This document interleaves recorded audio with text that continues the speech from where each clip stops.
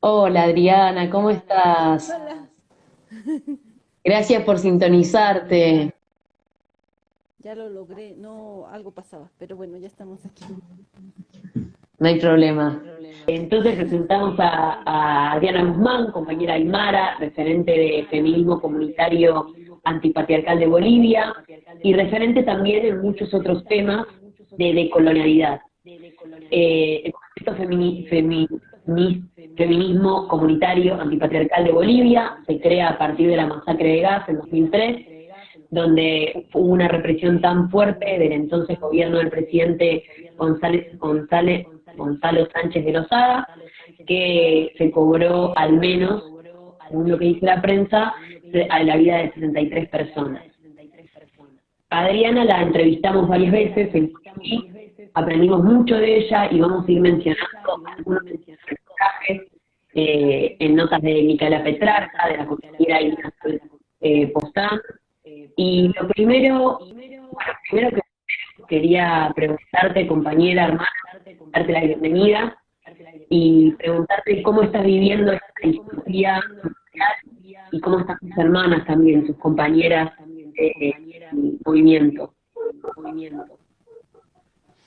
Kamisaki, Cuyacas, buenas noches, hermanas, gracias por la convocatoria. Quiero agradecer también a la revista Colibrí por esa larga entrevista que nos hizo la compañera Micaela. Ya han de ser 2 años, que nos sirvió a nosotras mucho porque la verdad, esta memoria que teníamos del feminismo comunitario, pues siempre la contábamos, pero nunca la habíamos leído.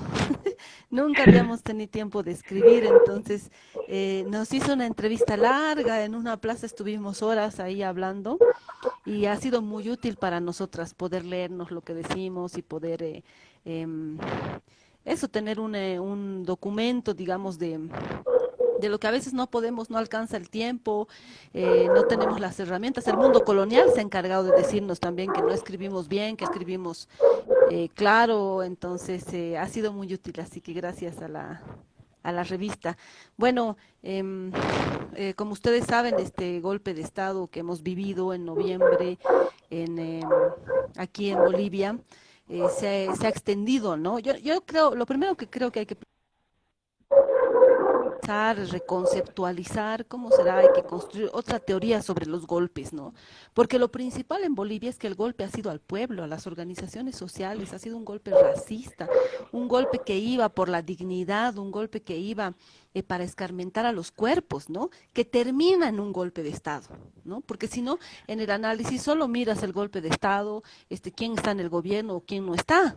Pero el tema es lo que ha pasado con las masacres, la represión, el racismo impune que se ha desatado, ¿no?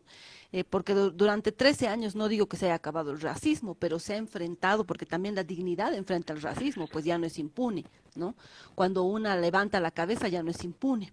Entonces, lo que se ha logrado construir en esos 13 años ha explotado, digamos, el racismo impunemente. Y esas son las características, yo creo, de otros tipos de golpes que se están viviendo ahora en el mundo, aquí en la región, en Abya Yala, ¿no? Entonces, este golpe ahora continúa con un gobierno de facto, represión. Imagínate si en el mundo han militarizado los gobiernos, aquí doble, triple, ¿no? No solo han militarizado, sino han comprado un montón de equipamiento, balas especiales, gases de largo alcance para seguir la represión, o sea, han destinado el presupuesto en pandemia a comprar elementos de represión para los militares y para los policías, ¿no? Yo creo también que este golpe no se esperaba pues otra cosa que, no sabe hacer otra cosa que reprimir, ¿no? No tenían ningún proyecto de gestionar el Estado, ¿no? Entonces, además de ser un gobierno fascista, no tiene capacidad de gestionar la salud ni nada. Entonces, estamos viviendo en esas condiciones, sin un Estado de Derecho, como dicen, ahora no se respeta ningún derecho ni a la libertad de expresión, ni a la protesta, ni a la vida, ni a la salud. Impresionante, difícil de creer a pesar de que ya son 6 meses. Y ni siquiera con una incapacidad de gobernar que se extiende incluso a las compras. Estaba leyendo que no pudieron ni siquiera comprar respiradores que funcionen en este contexto, armas y respiradores inútiles. Y bueno, más allá de la represión, nos gustaría preguntarte sobre el estado de organización que hay hoy en Bolivia. Después del golpe, y si nos pudieras contar para que nos podamos situar un poco allá, corporalizar allá, cómo fue la cronología o el proceso de resistencia del pueblo desde aquel noviembre hasta hoy, cuando, bueno, por fin tenemos una supuesta fecha de elecciones, que quienes no lo escucharon sería antes del 6 de septiembre de este año, pero bueno, se ha estirado realmente muchísimo, lo han estirado un montón y en ese sentido la pandemia les ha venido muy bien para poder estirarlo. Entonces queremos preguntarte por eso, compañera, por los procesos de organización del pueblo desde aquel momento hasta hoy. Bueno, en el golpe mismo ha habido una organización del momento, ¿no? Porque también hay que reconocer que cuando se da el golpe había un desgaste en las organizaciones sociales, ¿no? Había fragmentación porque no había sido tan sencillo acercarse al poder, estar en el Estado, ¿no? Ha generado rupturas, claro, porque había peleas dentro de las organizaciones también por cargos, no es que vamos a idealizar ni a las organizaciones ni a los pueblos indígenas, ¿no? Entonces, todo un desafío fue construir un nacional y, y nos pasaron la factura porque también hubo muchas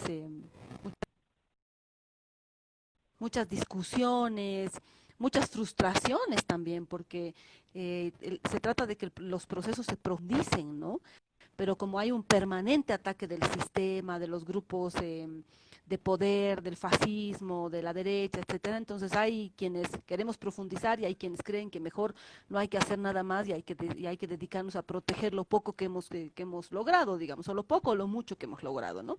Y para nosotros si un proceso no se profundiza, se estanca, ¿no? Entonces también estaba en esas condiciones, pero una vez que se da el golpe hay una organización fundamentalmente por dos cosas, ¿no? La humillación a las hermanas de pollera, a las mujeres indígenas. La pollera se respeta, carajo, es una cosa que nos ha encontrado en las calles. La huipala se respeta, carajo, es otra cosa que nos ha encontrado en las calles, porque queman la huipala, ¿no? Por toda esta expresión de su racismo, pues finalmente. Entonces hay toda una resistencia débil, pero una resistencia al fin. En medio de eso están las masacres son porque había una resistencia. Pero lastimosamente este juego tan complejo de la democracia pone las cosas en discusión en otro lugar, pues podemos estar en la calle resistiendo, pero en el Congreso, un Congreso con una presidenta de facto ya posesionada por los militares, con mayoría del MAS y el Congreso, pero también con diputados, diputadas amenazadas, otros sentándose a negociar, una complejidad difícil. Finalmente planearon una ley de pacificación y esta supuesta idea de que el único rol que tenía este gobierno era llamar a elecciones. Y eso nos desmovilizó, pues, ¿no? Eso desmovilizó, no porque las organizaciones hayan respondido al Congreso, sino por este juego de la democracia, porque las elecciones deberían ser la solución. Y si vos sigues protestando en la calle es porque realmente eres un terrorista, un ignorante, alguien que quiere dinamitar a la ciudad, ¿no? Entonces, como el golpe se ha dado con todo ese escarmiento sobre nuestro cuerpo, diciendo que nos matábamos entre nosotros, que se quería dinamitar la planta de Sencata, ¿no? Que había terroristas, que los armados eran los del MAS, digamos, ¿no? Entonces, ha habido eso nos ha golpeado, digamos, ¿no? Las organizaciones decían, empezaban presentándose diciendo, no somos terroristas, no somos saqueadores, ¿no? Porque eso es lo que ha implantado el golpe también, ¿no? Entonces ha sido difícil mantener la resistencia en la calle y se ha aceptado esta supuesta llamada de elecciones que ha durado un montón de tiempo, que se ha puesto una fecha, se ha seguido recorriendo, ¿no? Finalmente hemos llegado, yo creo, a este momento que también en el que también se han realizado protestas eh, virtuales, protestas, no sé cómo llamarle, ¿no? Ya no en la calle, pero se han hecho cacerolazos, petardazos, Petardazos. pututazos, ¿no? Sí, los pututazos que han hecho los ayllus del norte de Potosí, de distintos territorios, tocando los pututus, exigiendo elecciones ya, sobre todo exigiendo que se vaya el gobierno de facto, ¿no? Eso es lo principal. Entonces, eso yo creo que ha influido también, había una tensión que se ha profundizado por el tema del hambre dentro de la cuarentena. Hemos estado casi 70 días en cuarentena, con una economía que en general es informal para las mujeres, un bono miserable de la presidenta de facto. Entonces, muy difícil sostener. Yo creo que ha sido una estrategia también del gobierno poner esta fecha de las elecciones, ¿no? Mm. Em, pero otra vez nos encontramos ante la desmovilización, pues porque ya los pututazos, los cacerolazos estaban recuperando la fuerza, estábamos buscando rearticularnos para enfrentar al gobierno de facto, para enfrentar el hambre, para enfrentar esta su incapacidad frente a la salud, su complicidad finalmente con la muerte de quienes están muriendo por el COVID, por el COVID, porque en ellos no están haciéndolo ni lo necesario ni lo suficiente. Entonces, pero otra vez yo siento, ahora que les hablo, que nos hemos desmovilizado con esta nueva fecha de elecciones, ¿no? Porque era elecciones ya, o sea, Claro. no de aquí a 3 meses. ¿Cómo hacemos para resistir? Dicen los partidos que lo han hecho por la vida. Puede ser, pero el tema es que nuestra vida es la que está en peligro hace tiempo. Tenemos hermanas, hermanos presos políticos, perseguidos. Entonces hay fecha de elecciones, pero la verdad es que como habrán visto seguramente en las redes y en los medios, no le alegra a nadie la fecha de elecciones. Claro. Está tan lejos que hay que pensar cómo llegamos a septiembre. Y también teniendo en cuenta que va a ser prácticamente un año, 10 meses de cuando fue el golpe, en septiembre. 10 meses en los que se ha saqueado el Estado, en los que se ha robado lo que tú decías, esa compra de respiradores.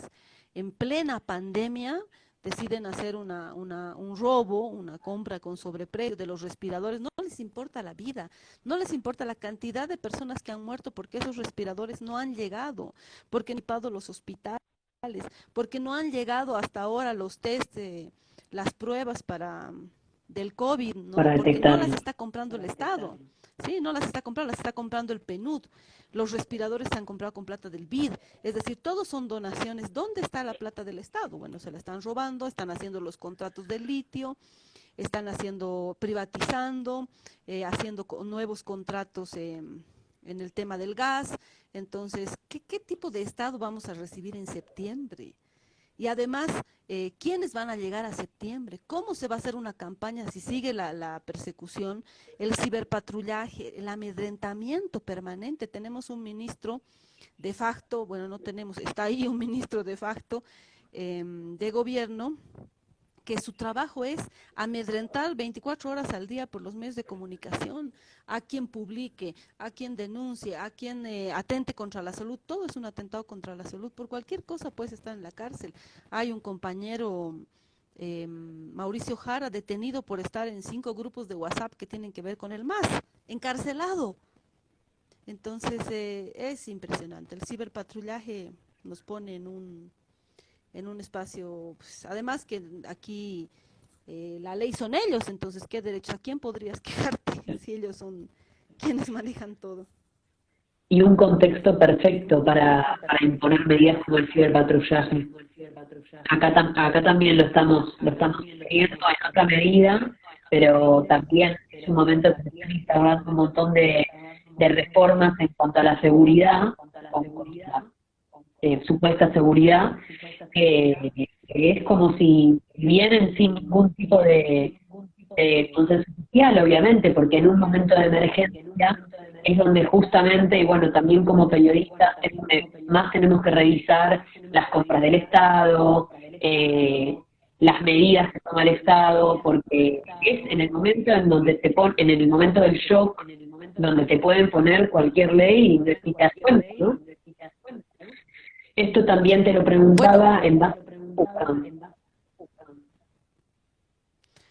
sí, aquí en medio de la pandemia, de la militarización, de una política del terror que tiene caras, la cara de las balas, que es un gobierno que mata, este gobierno no está jugando, sale y mata, ya lo hemos visto, y el otro lado, la permanente cultura del terror frente al coronavirus, ¿no? O te mata la bala o te mata el virus, o sea, estamos conviviendo con la muerte. es todo un trabajo de los medios, ¿no? Para desmovilizar también, para paralizar, etcétera. En medio de eso se ha aprobado la ley que abre las puertas a los transgénicos. Si bien había una ley desde el 2005, antes que fuera el gobierno del Movimiento al Socialismo, que la aprobó justamente Mesa, el otro candidato, que abría los transgénicos en la soya, pero no en las semillas nativas, ¿no? Entonces hoy se han abierto en los transgénicos para todo, hay una campaña del Estado para decir que los transgénicos son lo mejor, porque así vas a conseguir comida barata. Entonces nosotras no queremos veneno en los territorios, no queremos veneno en los cuerpos, pero como tú dices, se aprovecha todo este contexto para tomar estas medidas. Pero además, yo creo que hay que caracterizar dos cosas, ¿no? La represión, el cómo se ha dado el golpe y el cómo se actúa frente a la pandemia, muestra la cara racista del Estado y la cara racista de la sociedad que lo acepta, que lo justifica, ¿no? Hasta hoy hay gente que niega el golpe al pueblo, organizaciones, la masacre, ¿no? ¿Por qué no somos creíbles, así como no se cree en el feminicidio, incluso cuando está el cuerpo de la mujer como prueba, ¿no? Hay el principio de inocencia. Así mismo pasa, o sea, hay hermanos masacrados, hay presos políticos, hay heridos, igual que en Chile hay hermanos que han perdido el ojo en Sacaba porque los militares disparaban a los ojos. Entonces hay hermanos que han perdido el ojo también en Sacaba, en Cochabamba, pero hay gente que sigue diciendo que no, que esto no ha sido un golpe, que ha sido un enfrentamiento con quiénes, quiénes tienen, nunca el MAS logró hacer, ni hizo, ni quiso, no sé. Entonces es impresionante y eso es el racismo, ¿no? Nuestras vidas no Son balas valen, contra ni piedras. siquiera cuando estamos asesinadas. Ujú.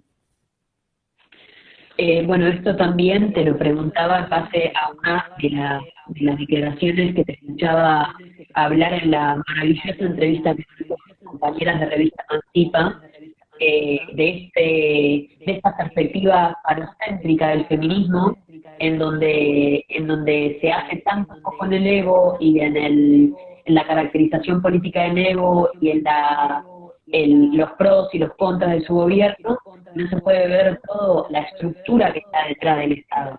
Porque decías que el Estado es una parte, pero después están los pueblos, las luchas, etcétera, y por eso también te queríamos preguntar por las redes feministas en Bolivia en este momento, cómo están accionando, qué acciones están tomando desde el feminismo comunitario antipatriarcal, y bueno, cómo siempre se están conduciendo en este momento de emergencia.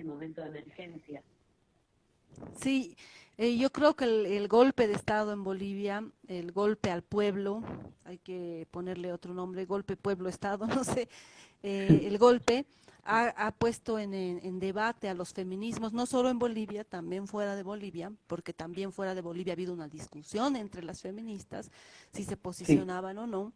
Entonces, yo creo que ha develado que hay un feminismo que es racista, un feminismo que es colonialista, que es falocéntrico y que solamente mira el Estado. Necesitamos, y yo digo esto no para atacar a las feministas, sino para realmente cuestionarnos el feminismo que construimos y pensar cómo vamos a acabar con el patriarcado si solo miramos al Estado, y el patriarcado está más allá del Estado también, ¿no? Entonces, en la misma lógica que cuando hay una denuncia de violencia y la sociedad nos culpabiliza y nos descree de nuestra palabra o acepta que hubo una violación, pero dice, bueno, pero ella estaba vestida así o ella fue tarde o no sé qué. Lo mismo ha pasado con el golpe, o sea, bueno, hay muchas feministas que hoy reconocen el golpe, que dicen en Bolivia ha habido sí un golpe, pero por los errores del MAS, pero porque el Evo ha transado con los extractivistas, pero porque el Evo era parte o hacía acuerdos con los empresarios. Bueno, todos los gobiernos hacen eso, ¿no? O sea, el gobierno también tiene que ver con los empresarios. O sea, los gobiernos también son gobiernos para los empresarios en el mundo. En el mundo, todos los gobiernos tienen que hacer políticas para estimular la inversión, la empresa, todos los gobiernos. Por eso también denunciamos el sistema patriarcal capitalista y los estados son uno de sus brazos, ¿no? Entonces, el justificar el golpe finalmente, porque aceptar un golpe, pero diciendo que habían causas, es justificarlo, ¿no? Entonces, esa es una lógica creo, colonial, racista dentro del feminismo, y además es falocéntrica, porque todo empieza y acaba en el Evo. Si el Evo hizo, si hizo tratos, si hizo acuerdos con los empresarios, sí los hizo, pero sí lo sabíamos, es público. Pero aquí ha habido un proceso que está más allá del Evo, un proceso que se ha hecho en las organizaciones, que se ha hecho en las redes. O sea, quienes han venido por aquí, y hay muchas hermanas en Argentina y en todo el mundo que ha venido a dar vueltas por aquí en este proceso, puede ver la politización de la gente en la calle, las discusiones permanentes, la recuperación de la memoria ancestral, la discusión desde el feminismo comunitario. Este feminismo se ha inventado, se ha creado en este proceso. Si no hubiera habido ese proceso, seguro que no habría este feminismo. La profundización, la discusión sobre el indianismo, el debate que hemos puesto en el mundo sobre la naturaleza, la pacha, la vida. Entonces, y eso, ¿solo el Evo? ¿Cómo? ¿Cómo alguien puede hacer todo eso? ¿Cómo pueden creer que no tenemos la inteligencia, digamos, y que solo estábamos siguiendo al Evo? O sea, yo siento que hay un racismo profundo de que haya gobernado un indio y de que lo hayan sostenido los indios también, ¿no? Hay un descreimiento de que lo hemos sostenido solo porque era él. No, hemos sostenido un proceso que está más allá del Estado. El vivir bien está más allá del Estado. Entonces ahí yo creo que hay un feminismo falocéntrico, ¿no? Y se repite cuando analizan Brasil y otros lugares, y eso nos muestra que es un feminismo, o estamos haciendo feminismos que solo miran al Estado. Y el Estado es importante, sí, en el sistema, pero el patriarcado se construye por otros lados también, ¿no? La sociedad que sostiene a los estados, la sociedad que alimenta el racismo, esa sociedad que ha dicho que aquí nos hemos matado, es la misma sociedad que dice que bien que lo hayan matado al Floyd en Estados Unidos, que los negros son ladrones. O sea, la sociedad tiene una complicidad. Los capitales internacionales que no se ven, las transnacionales que ni aparecen, porque aquí lo que aparece es una élite de terratenientes que ha sostenido el golpe, pero detrás también hay capitales internacionales. Entonces es más complejo, no puedes reducirlo a una persona, ¿no? Yo por eso digo que es falocéntrico, no sé si está bien dicho, pero todo no empieza y termina en el Evo, ¿no? Compañera, y en cuanto a feminismo comunitario antipatriarcal, además de tener estos maravillosos encuentros, hoy también estuvimos viendo el encuentro con la UTT, con las compañeras de las trabajadoras de la tierra, ¿qué otras acciones o cómo están pudiendo organizarse en esta coyuntura? Bueno, nosotras primero hemos sentido el golpe en el cuerpo, ha sido muy difícil, eh, porque es algo que no esperábamos. Sabíamos que después de las elecciones iba a haber conflictos y discusiones, no había un cuestionamiento a la reelección, sí, todo eso lo sabíamos, pero no nos imaginamos un golpe, no nos imaginamos masacre, no nos imaginamos que algunos colectivos feministas iban a reaccionar así, o que feministas que generan opinión, como la María Galindo, en su momento la Rita o la Silvia Rivera, iban a decir eso, y entonces todo el ataque se viene así sobre las que sí decimos que es golpe. O sea, nosotras incluso hemos recibido llamadas de dejen de mentir, aquí no hay ningún golpe, están desinformando al mundo, ¿no? Entonces, donde esperas que haya contención, no encuentras contención, entonces sientes otro golpe más dentro del feminismo. Nosotros lo que hemos hecho como un acto de sobrevivencia en pleno golpe ha sido plegarnos a la CSUTCB, a la Central de Trabajadores Campesinos, o sea, plegarnos diciendo lo que ustedes decidan es lo que nosotras vamos a apoyar, y porque es entre las organizaciones que hay que resistir. Nosotras somos una organización pequeña. Nosotras existimos en relación a las otras organizaciones, en la capacidad de articulación y coordinación aquí y fuera del territorio, rompiendo las fronteras. Entonces, yo creo que ha sido lo mejor que hemos hecho, porque ahí nos hemos sentido respaldadas, respaldando, protegidas y protegiéndonos también con hermanos. Y después de eso hemos empezado a articularnos con las otras organizaciones que estaban resistiendo, la resistencia de la calle, con algunos colectivos, organizaciones, con la gente que nos hemos encontrado principalmente en la calle. Y hemos visto que la única opción era empezar a denunciar las violaciones de los derechos, ¿no? Y ahí nos hemos constituido varias organizaciones que nos hemos juntado, nos hemos autonombrado, no sé, como Asociación de Derechos Humanos, o sea, como defensoras de derechos humanos. Nosotras siempre hemos cuestionado el discurso de los derechos humanos, pero en un momento en el que reprimen, matan y todo eso queda impune, pues no nos ha quedado otra que y llamarnos defensoras de los derechos humanos, para poder entrar, por ejemplo, a las cárceles, para poder entrar a los hospitales, ¿no? Porque a los únicos que dejaban entrar a derechos humanos, y derechos humanos estaba desaparecido. Parte de derechos humanos, de la Asamblea de Derechos Humanos, ha apoyado el golpe.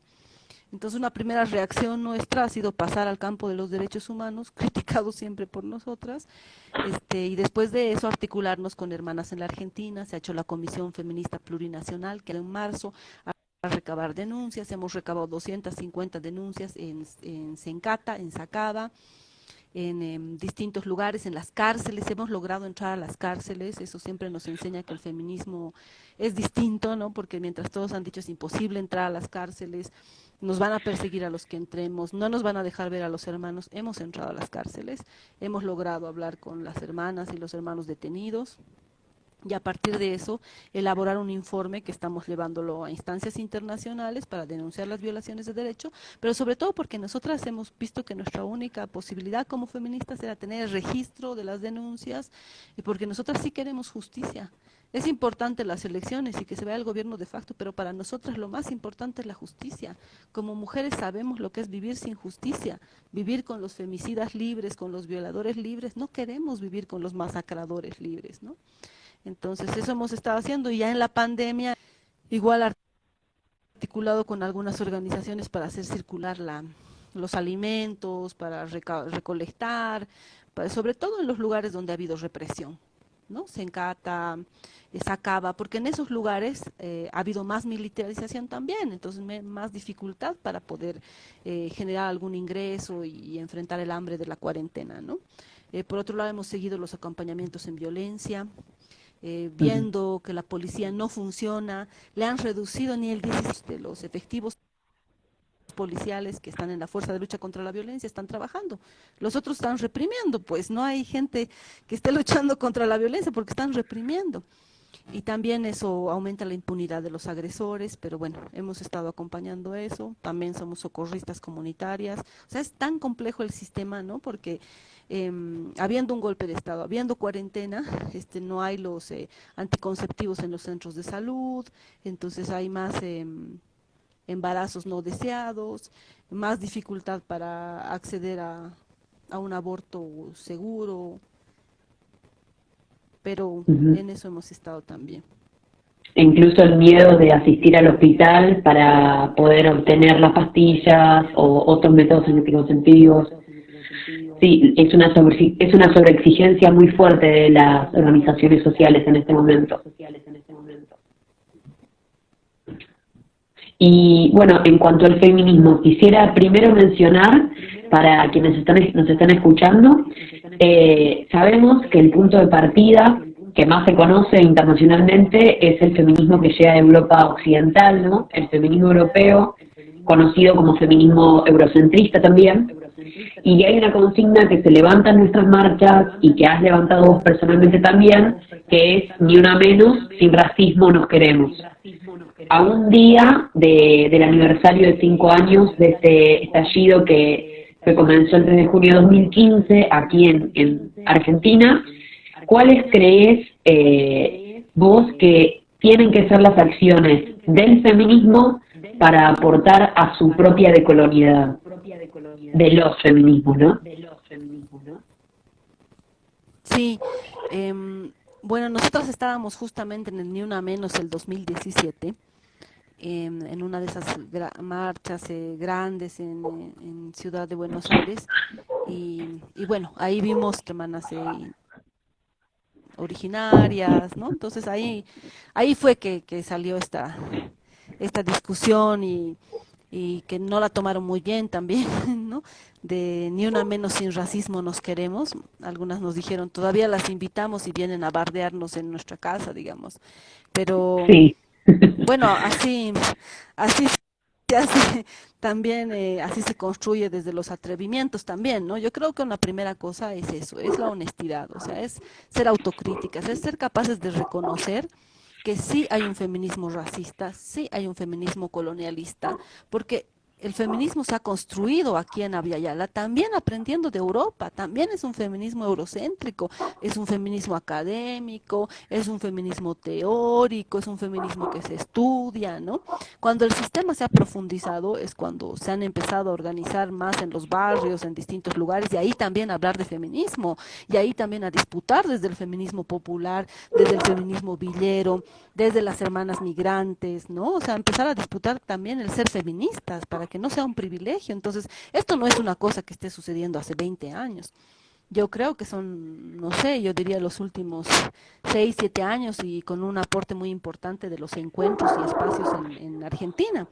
Entonces, es necesario ser honestas, reconocer que por lo menos hay indicios que nos muestran que es posible, ¿no? Porque se ha aprendido mucha teoría de Europa, porque somos territorios colonizados, porque hay un colonialismo interno, porque muchas personas en Argentina creen que son blancas, en Chile creen que son blancos, ¿no? Pero después sabemos que cruzan la frontera y son latinos, ya no son blancos. Entonces hay que hacer un proceso de descolonización interno. Primero es un acto de honestidad, creo, ¿no? Lo segundo, creo que hay que ser capaces de dialogar también y de construir juntas. Y eso no se hace solamente en debates, ¿no? Eso se hace todos los días. Nosotras somos parte de feministas de la Abya Yala y han estado muy cerca las hermanas de todos los territorios durante el golpe y así se construye. O sea, así se construye un otro feminismo, así se enfrenta al colonialismo, así creo que destruimos nuestras prácticas racistas o colonialistas también, porque nosotras también podemos ser colonialistas, ¿no?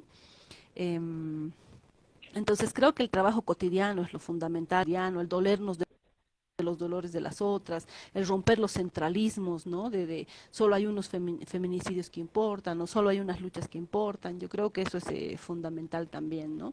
Y otra cosa, la última que creo que es necesaria, es pensar desde dónde lo hacemos, ¿no? El sistema nos pone en una lógica, no sé si binaria o de enfrentamiento, ¿no? De víctimas y victimarias, digamos, ¿no? No queremos un lugar de Ujú. victimización. Nosotras no queremos discutir sobre el feminismo y luchar contra el patriarcado diciendo que ustedes nunca nos han visto, que ustedes no nos reconocen. No, nosotros estamos cuestionando el sistema, ¿no? Y es importante romper esa lógica de victimización y de culpabilización, porque entonces hay compañeras que asumen la culpa por la colonización, la culpa por el racismo, la culpa por...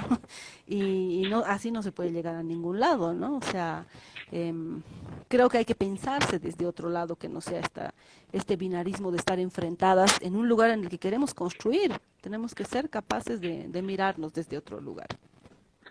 Como lo mencionabas en la entrevista con el concurso de la opresión, esta pelea entre quién es más oprimido.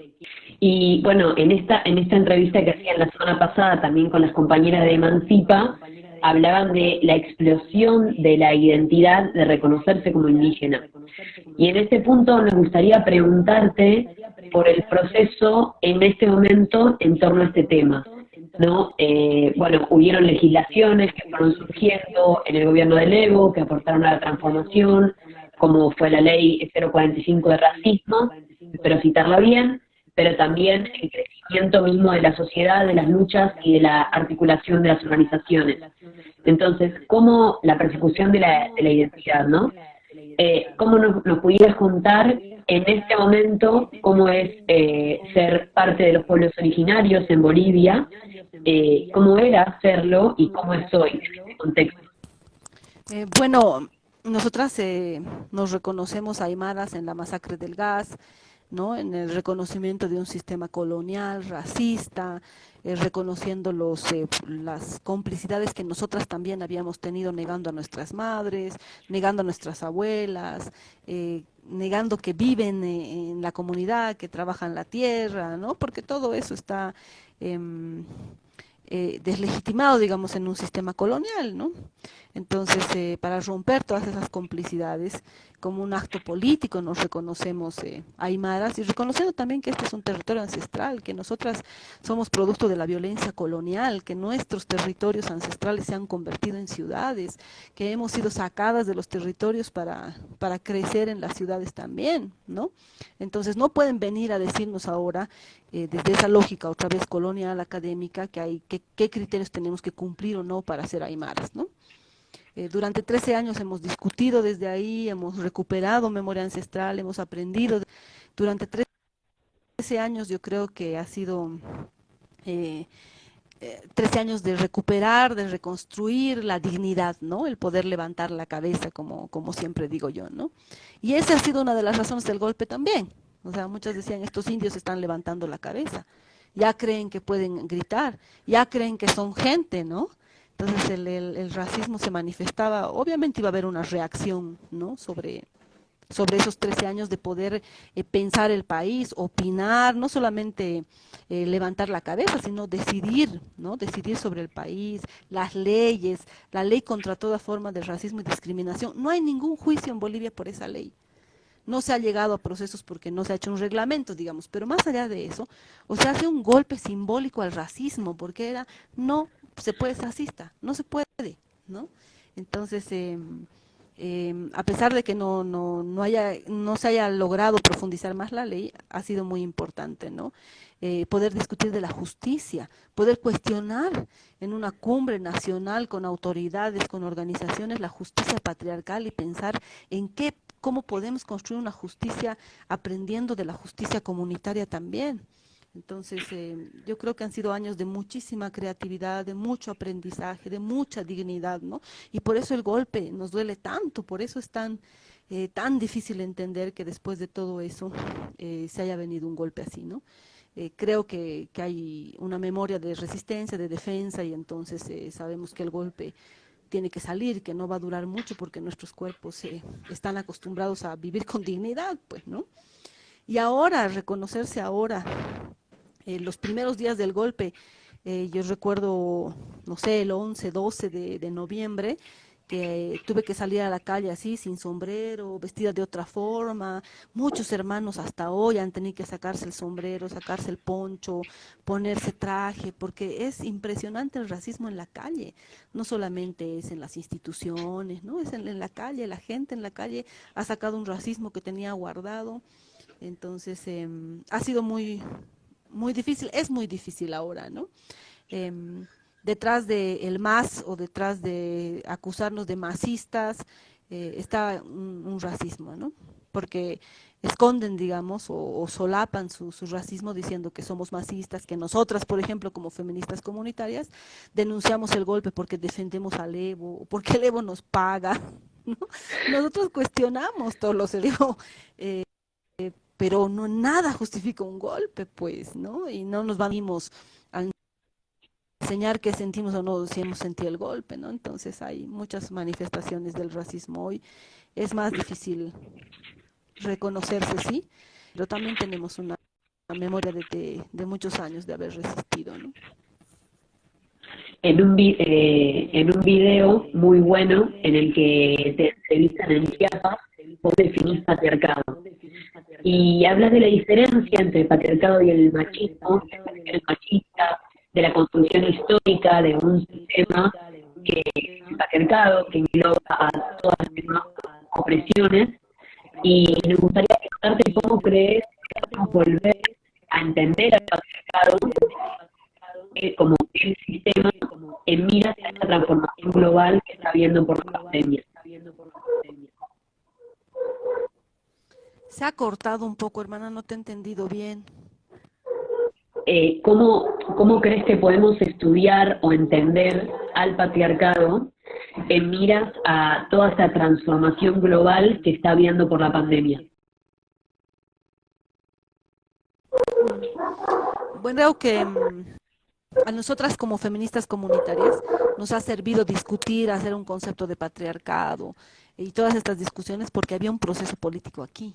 Entonces, porque podíamos plantear esas transformaciones, ¿no? Que la ley de educación hable de despatriarcalización y todo, ¿no? Em, hoy el contexto la pandemia es una pandemia patriarcal capitalista para nosotras, ¿no? En nuestro aprendizaje de estos 13 años, incluyendo el golpe, todo eso, es que si las luchas no son contra el patriarcado, siempre dejas un espacio abierto, digamos, para que se recicle el sistema. Y hemos peleado en Bolivia para que la lucha sea también contra el patriarcado, no solo contra el capitalismo o no solo contra el colonialismo, pero no lo hemos logrado.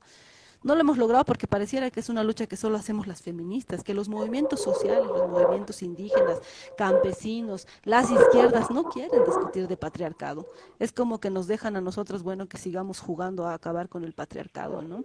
Entonces, yo creo que hay un riesgo de no entender que la pandemia hoy tiene esa complejidad también, que lo que pase después, las consecuencias de esta pandemia y cuarentena, tienen que ver con la eliminación de gran parte de la población, ¿no?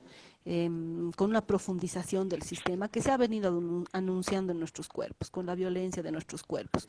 Quienes han sufrido más las consecuencias de esta pandemia también somos las mujeres. La doble, la triple explotación, la incapacidad de salir a trabajar por la cuarentena, las trabajadoras del hogar explotadas en la casa, la violencia, impunidad de los agresores con los que tenemos que convivir más horas por la cuarentena. Entonces, si no comprende funciona el sistema, muy difícil vamos a acabarlo, ¿no? Ya hay una negación, aunque se aplaude el feminismo, hay una negación a aceptar la estructura, la comprensión del sistema como esa estructura patriarcal.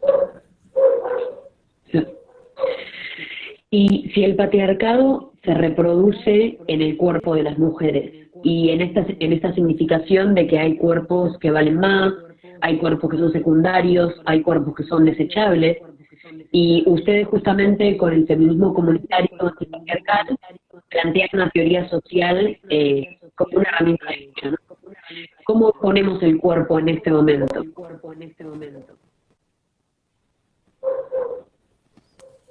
O sea, yo creo que las mujeres, el sistema se construye sobre nuestros cuerpos, ¿no? Aprende a oprimir en nuestros cuerpos, ¿no? Aprende, Demia también se ha estrellado y a los cuerpos que más oprime, más violenta, han sido los cuerpos de las mujeres, ¿no?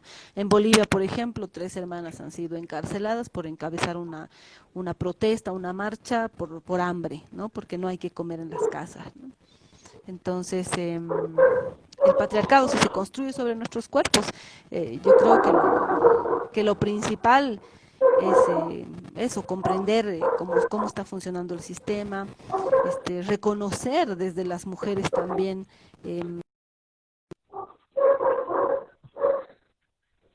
Sigue habiendo lógicas machistas, ¿no? En la política y en la izquierda. Y por último, compañera, muchas gracias por tu tiempo, por toda esta charla hermosa que hemos tenido y tan constructiva a todas las personas que nos están escuchando. Y por último, bueno, en la entrevista que tenías con nuestra compañera Micaela Petrarca, hablaban de abrir el diálogo entre mujeres de distintas tierras, entre diferentes cuerpos, entre diferentes feminismos, entre diferentes cosmovisiones al fin, para avanzar en un reclamo feminista unificado. En ese sentido, el Encuentro Plurinacional de Mujeres y la construcción que se está haciendo, sin dudas cumple un papel muy importante, y la Comisión Feminista Plurinacional, como tú bien mencionabas, es quien ha denunciado violencias, violaciones, los abusos perpetrados a raíz del golpe, y quienes lo van a seguir haciendo. ¿Cuáles van a ser las acciones en este contexto? Y que sabemos que quizás no va a haber un encuentro como tal este año, lamentablemente, ¿cuáles van a ser las acciones, si es que las tienen previstas, de la Comisión del Encuentro Plurinacional? Bueno, antes una cosa para terminar o cerrar un poco este tema de la pandemia, creo que no todo es, o sea, hay aprendizajes que sirven de esta pandemia, como por ejemplo el tiempo que le entregamos al capitalismo y al sistema, ¿no? Porque la cuarentena nos ha mostrado que el trabajo del hogar casi nos ocupa todo el día. Entonces, ¿cómo hacemos ese trabajo todos los días, además de salir a trabajar, asalariadas o no asalariadas? Ahí está la respuesta de nuestro envejecimiento de las mujeres, del desgaste, de la explotación, ¿no? Pero también está la posibilidad de hacer horas, jornadas laborales más cortas, ¿no? O sea, ¿por qué tenemos que entregarle 8, 10, 12 horas de nuestra vida al sistema? ¿No? O sea, volver a pelear por la recuperación de nuestro tiempo, ¿no? Que el tiempo en cuarentena también ha sido posible para encontrarnos, incluso estas formas virtuales. ¿Por qué tenemos que estar 12 horas en el sistema entregándole nuestro tiempo? O sea, hay que volver a hacer una lucha frente a las jornadas laborales, creo que es importante también eso, ¿no? Y sobre lo que Sí, tú mencionas de la Comisión Plurinacional, eh, entendemos que todavía el encuentro no está suspendido, que todavía hay la Comisión Plurinacional ha informado que están evaluando las cosas.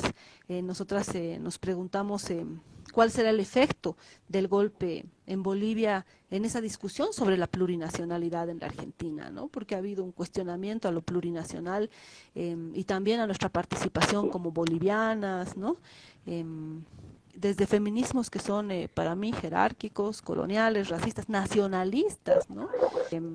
Yo creo que lo fundamental es seguir rompiendo las fronteras. El encuentro es un encuentro, es de 3 días, pero el feminismo se hace todos los días y esta ruptura de fronteras, este acompañarnos, este abrazarnos en el golpe, en los feminicidios que pasan en la Argentina, aquí, en la represión que ha habido a los hermanos Coms, en la represión sistemática al pueblo mapuche. No puede ser que cambien los gobiernos y no cambie la persecución. O sea, no pueden decirle que es el gobernador, no sé qué. No podemos conformarnos con esas explicaciones. Tiene que cambiar, o sea, tiene que parar la represión, la persecución al pueblo mapuche. No les pueden seguir quitando su tierra. ¿De qué luchas, de qué feminismo podemos hablar en ese territorio? ¿Con qué cara vamos a hablar de feminismo en ese territorio si no logramos parar el saqueo del pueblo mapuche, ¿no? Entonces, yo creo que lo fundamental es seguir rompiendo las fronteras y yo espero que ahora esté menos cuestionado el hecho de que somos plurinacionales, que el encuentro tiene que ser plurinacional, que realmente hay que romper las lógicas nacionalistas y la construcción tiene que ser sin fronteras y como ustedes han hecho un gran trabajo como movimiento de mujeres, pues les toca abrazar a los otros movimientos aquí en Abya Yala. lo hemos hecho, compañera, entre tantos movimientos feministas, tantos feminismos que confluyen. Bueno, primero agradecerte un montón por tu tiempo. Sé que le pones el cuerpo un montón, que hoy hiciste, este no es tu primer vivo del día, y que aún así estás acá con nosotras y con nosotros hablando y dialogando para el mundo que construiremos mañana y hoy también. Y antes de terminar, me gustaría hacer un llamado a nombrar algunos de los nombres de las comunidades que existían plenamente en la Via Yala antes de la llegada de los invasores europeos hace 500 años, ¿no? Se estima que había una población de entre 57 y 90 millones de habitantes que se distinguían como maya, cuna, chica, mixteca, zapoteca, ayuar, guaraoni, guaraní, tupupni, cayapó, aymara, ayaninca, caxinagua, ticuna, serena, quechua, carajás, krenak, araucano, mapuche, yanomani, sabante, entre tantos y tantas nacionalidades y pueblos originarios del continente. Entonces, quizás hablar de que la expresión indígena es, en ese sentido, una de las violencias simbólicas cometidas contra los pueblos originarios de la Bengala, ¿no? Porque en la medida que es una designación que hace referencia universal a tantos pueblos que estuve nombrando recién, y que también hace referencia a las Indias, o sea, directamente a Europa y al genocidio europeo. Entonces, agradecerte, compañera, muchísimo por tu tiempo, que es muy valioso, a todos los que nos estuvieron escuchando, y bueno, gracias. Jalala, hermana, gracias a ustedes, gracias a la revista y espero que sigamos caminando en estos feminismos no racistas.